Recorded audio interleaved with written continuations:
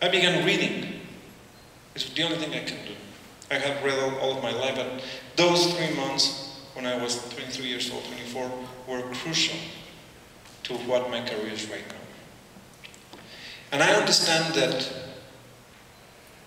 fiction allows us to understand who we are as human beings and where are we standing.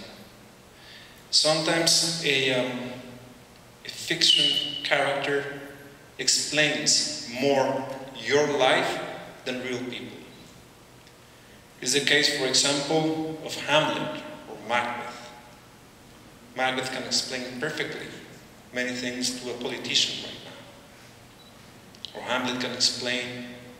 This has become mirrors. These books have become mirrors to human condition. And I understand that books and films take us places we never imagined. And from those places we can see things in a different way. I told this the other Sunday. I was in a book fair in Brazil, in a town called Paraty. And there's this young, very young, 20-year-old kid, black kid, who lived in the slums of Rio de Janeiro. And he said, "Can I have your autograph?" I say, "Yes, of course, but how do you know who I am?" "Because I've been reading your books." I'd say, "Really?" "Yeah." Sit down, please, with us. And say, "What do you do in life?" And he says, "You know, I come from a very, very, very poor place. And I have been trying to create small libraries for kids and for teenagers. Because I think if a kid in a slum reads a book, he has an option, an alternative in life. He will understand that the world is bigger than the limited life he's having. And books can help these kind of people to go ways in life away from drugs or stealing or robbing. Books can change the mind of people. This is from a 20-year-old kid who didn't have the way to study, and he himself taught to read, and he was creating these small libraries in the favelas. So that makes me breathe and say it's worth it. We can change things through art. Art is not a superficial act. Art, as I see art, is a way in where we create bridges. Sometimes in life, we're missing a little piece of that bridge.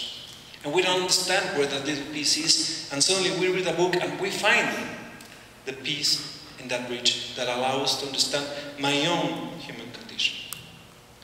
And sometimes you don't need people to read, because in Mexico we always complain that people in Mexico doesn't read. Sometimes it's a little bit of people that need to read or go to films to understand those little pieces of bridges.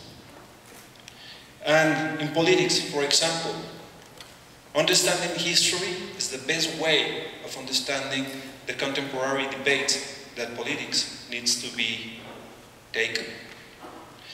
I think, as Simone said, it's a matter of life and death. Things, we have to discuss them as everything is going there, because death is sitting with us. Look at this. That's the tongue of death licking my head. Really? Why do you think cellulite is? Why do you think that guys... That's worse than death. Especially when it's too heavy.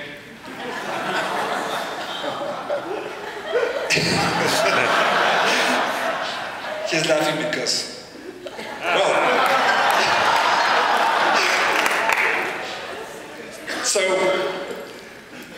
so death Death is sitting with us. And Kafka say that art is a way of defeating death. Because these films that you have seen, they will continue. I can die right now, and those films will still exist. My books can still exist. And I cannot have control over what is going to happen with my books or my films. Maybe in 2 years no one is going to see them. Maybe in 400 years they will still be watching them and they will still be reading my books. This is nothing in my control. But it's a way of fighting death. It's a way of allowing a society to understand that there's the power of life. Art is an affirmation of life. Art doesn't have really no purpose than art itself. I didn't make that films to make money. I made those films and I wrote these books for the pleasure, just the pleasure of doing it. The money can come or go. It's the road that it's worth it. So art, what is art?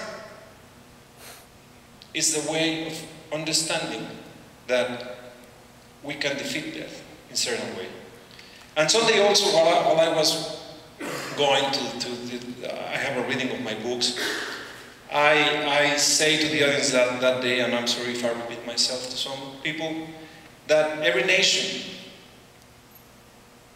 is an act of imagination. The United States is an act of imagination. Mexico is an act of imagination. 250 years ago, the United States didn't exist. 200 years ago, Mexico didn't exist. A country exists because a group of people say we need to imagine something together. And we create real boundaries where they do not exist. And we create all these rules and all these things through an act of imagination. And the same for religions.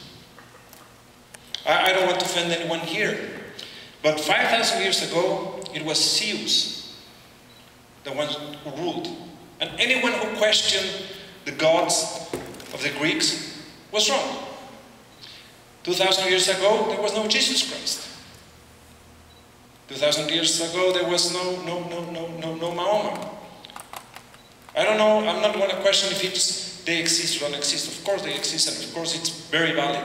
But believing in them is also an act of imagination, an act of faith.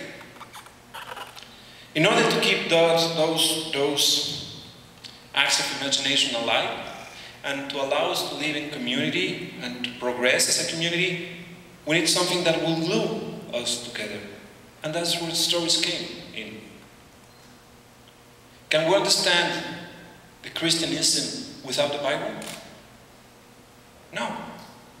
We need the stories of the Bible to understand that 2,000 years ago, these people had the same concerns and the same questions that we together have now. The United States can survive without having heroic acts.